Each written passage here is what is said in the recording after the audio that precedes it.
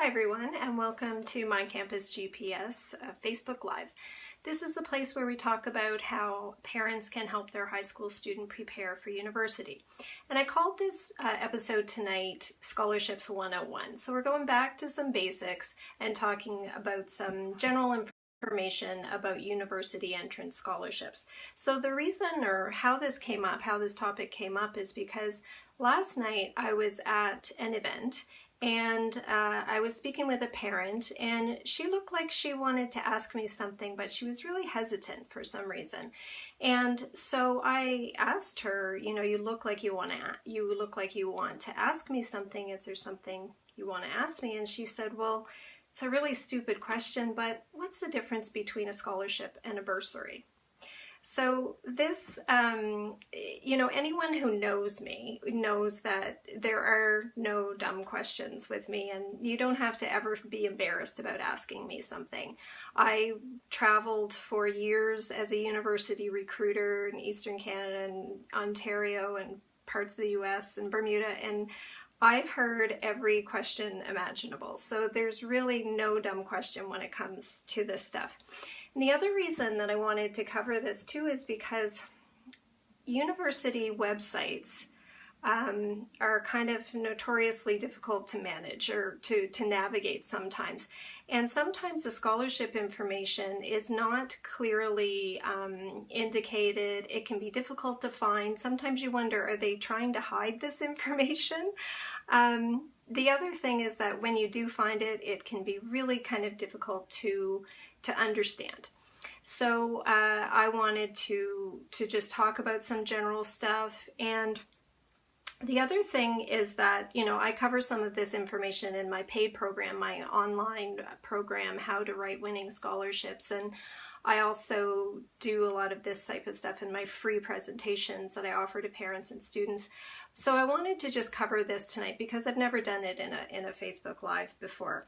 So tonight, we're just going to talk about some general terms and information. And, when I do that, I always have to give my flashing disclaimer that this information is very general. It may or may not apply to every situation that you and your student are in, so just bear that in mind.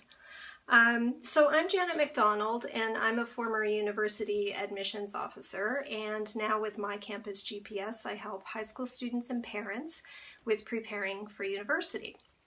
So I'm just going to start with some terms: scholarship, bursary, and award. What's the difference between those three things? So a scholarship is, education funding that's offered by an institution or an organization.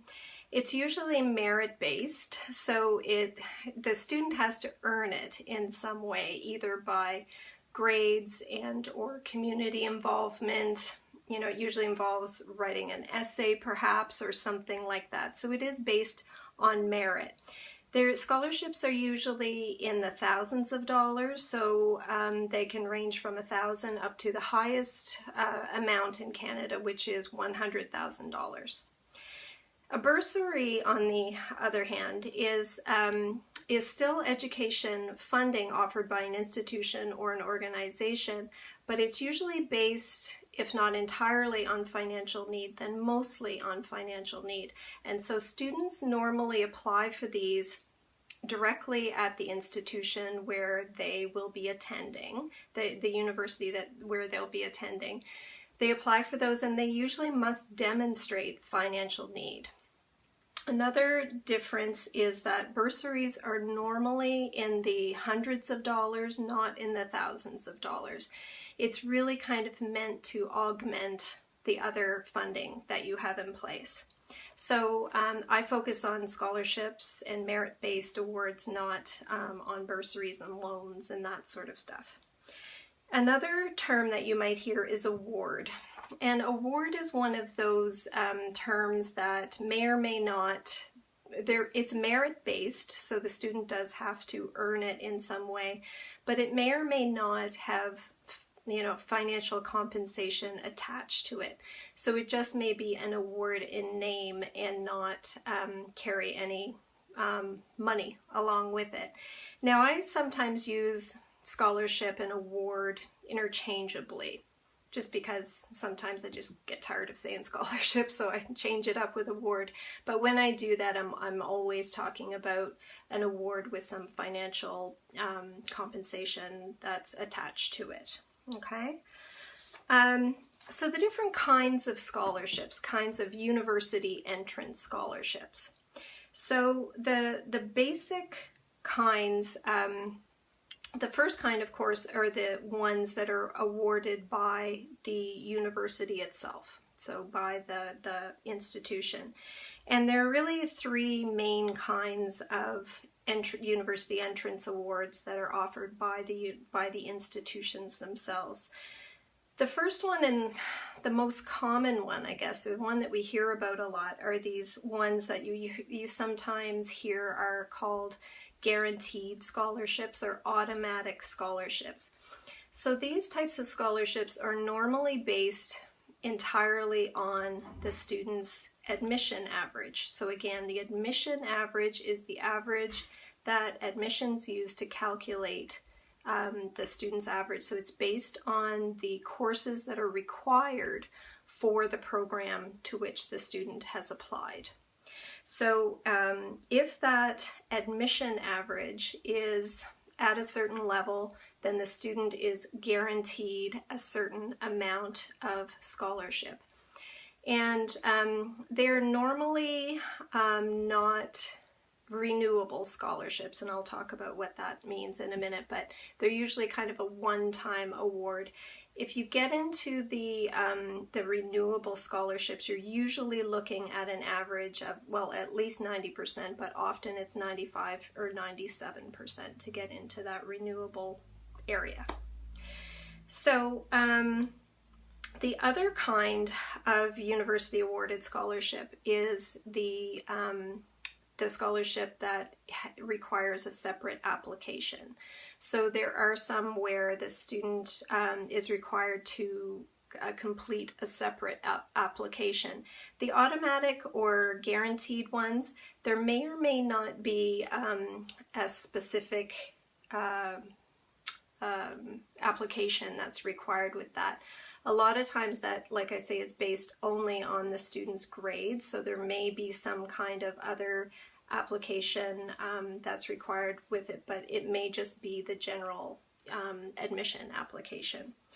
So the ones that require a separate application, they're usually a higher level of scholarship, like more money attached to them.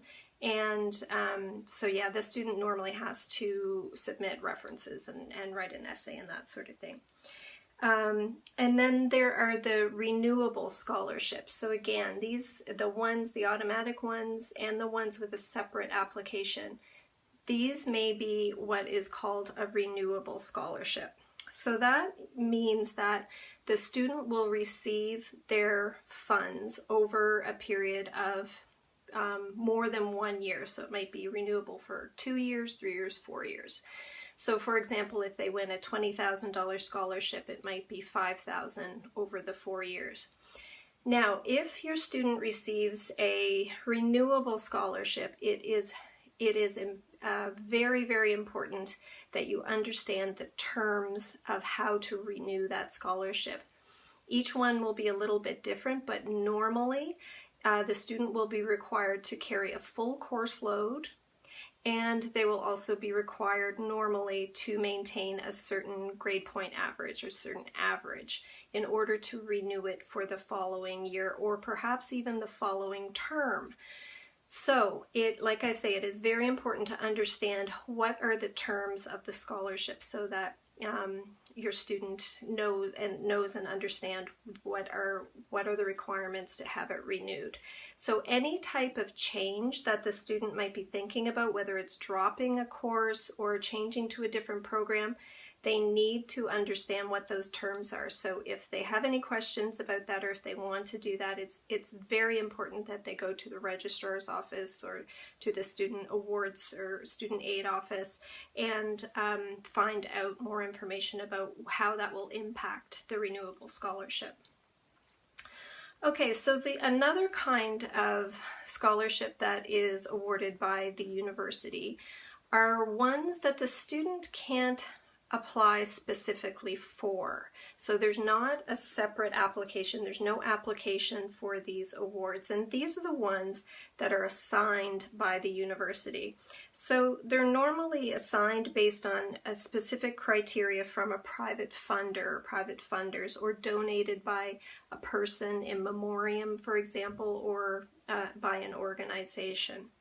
So these are sometimes, like I say, donated in memory of a person, and they often have very specific requirements on them. So it might be, for example, the person who donated the money went to a certain high school and went into a certain degree program at that university.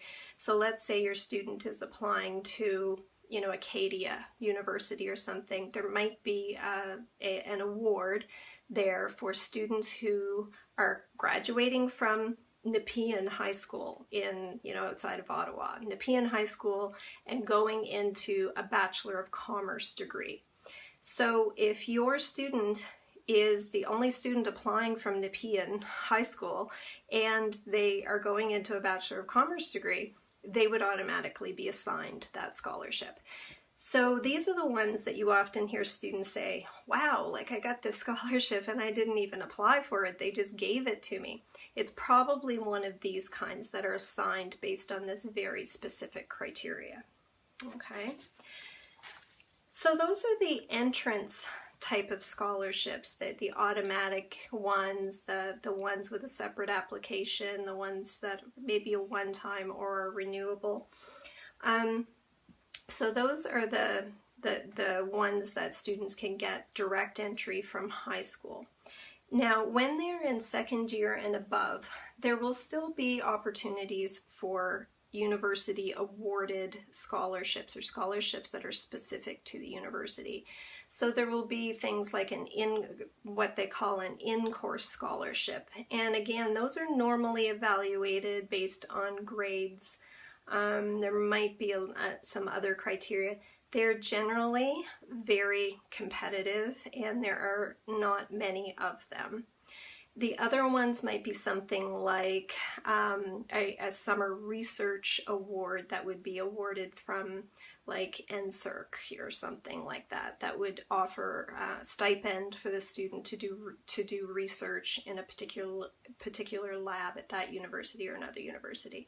So there are opportunities for scholarships once your student is attending university, but make no bones about this. Their best opportunity for funding is direct entry from high school to the university. It's in first year. So when they're graduating from, when they're in grade 12 and they're applying for those entrance scholarships, there are more of those and there's less competition for those. It is the best time that your student should be preparing their scholarships, is that time. There will be far fewer opportunities once they're in university. Okay, so those are the university ones offered by the universities. The second kind of entrance scholarships are the ones that are awarded by what we call external organizations. And by that I just mean any organization other than the universities themselves. So these are a charitable organization, it might be Horatio Alger, the Loran Scholarship, the Schulich, those are some of the big ones. Banks, your employer, unions, foundations. You should definitely check out the Community Foundations of Canada. That is one that has some great scholarships for students. And then community organization, Kinsman, and that sort of thing.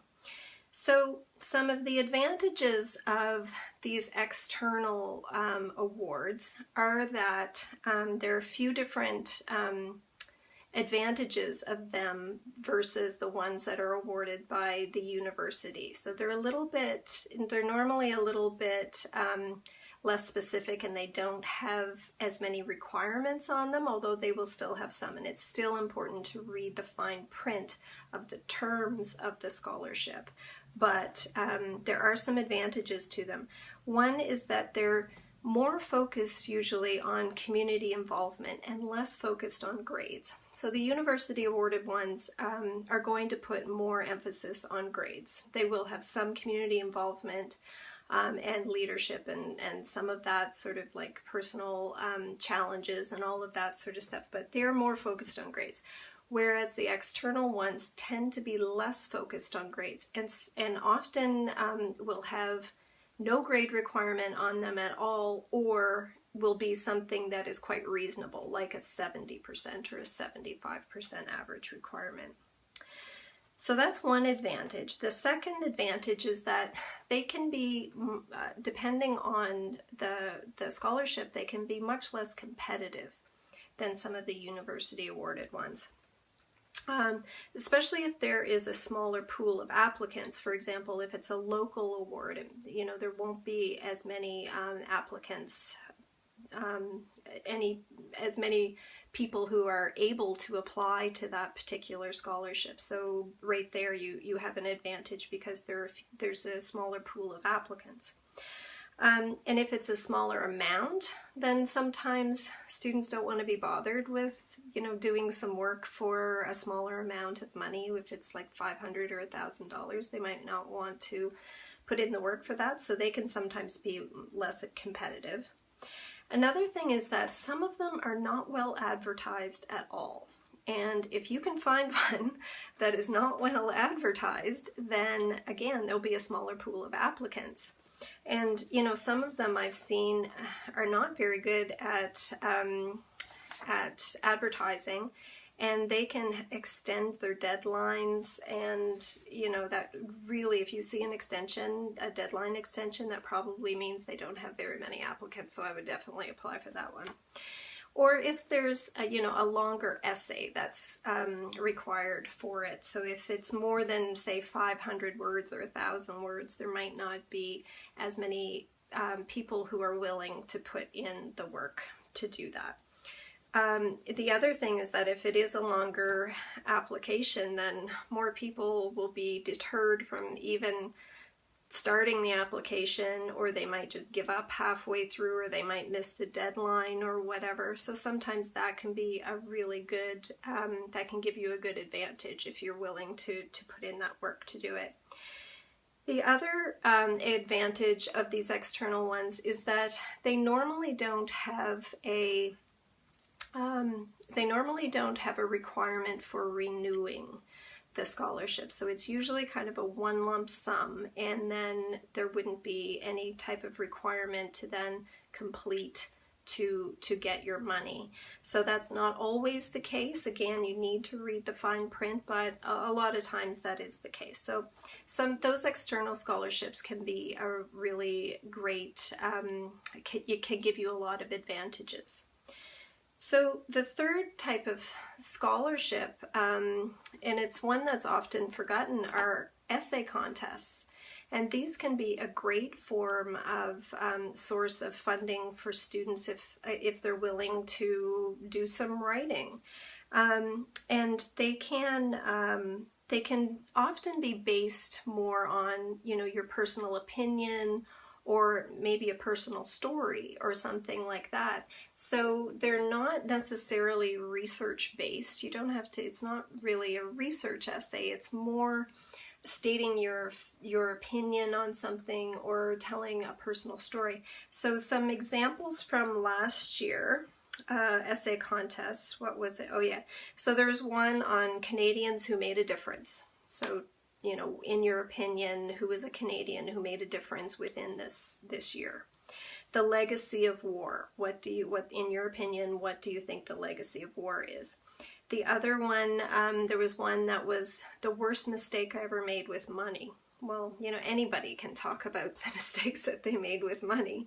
And my personal favorite was one that was put on by a manufacturer of hot tub covers, and their essay question was, around how hot tubs make our lives better. So how hot tubs improve our lives.